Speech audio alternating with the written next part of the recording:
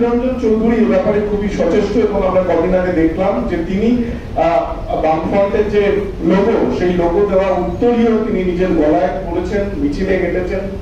শেষমেশ কি মনে হয় 24-এর লড়াইয়ে এই ট্রেন্ডটাকে কি বদলানো যাবে, অর্থাৎ কংগ্রেস কর্মীরা কি বামেদের ভোট দেবেন এরকম জায়গাটা কি তৈরি হবে? আমি অবশ্যই প্রত্যাশা করব যে বামেরা যেরকম কংগ্রেসে ভোট ট্রান্সফার করে, কংগ্রেসও তাদের ভোট বামেদের জন্য ট্রান্সফার করবে। ঠিক এরকম অধীরবাবু এক চেয়ারে, পাশের চেয়ারে আমি, অতীতে বসিনি, কাজে অতীতে যে অবস্থা ছিল সেটাই হবে এটা ধরে নেওয়া ঠিক না। এবার নিশ্চয়ই এই বোঝাপড়াটা উন্নততর বোঝাপড়া হয়েছে।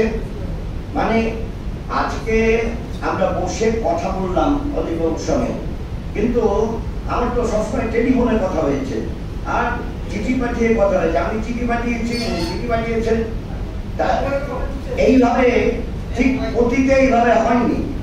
অতীতের থেকে এবার একটু ভিন্ন রকমের হয়েছে।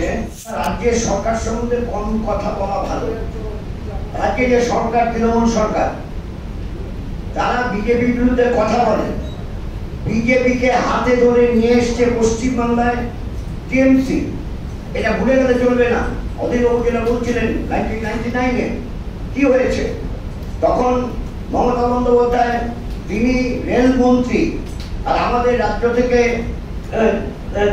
তপন শিকদার তিনি রাষ্ট্রমন্ত্রী এবং জুলুবাবু তিনি পূর্ণমন্ত্রী কৃষ্ণনগর থেকে জয়লাভ করেছিলেন।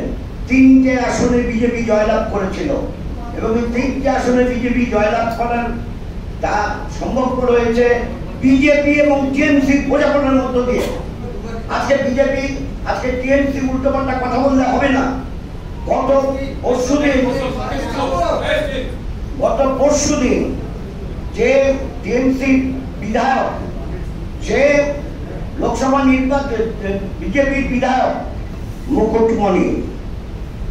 মুকুটমণি বিজেপির বিধায়ক, তার পরের দিন তিনি এসে টিএমসি লোকসভা প্রার্থী।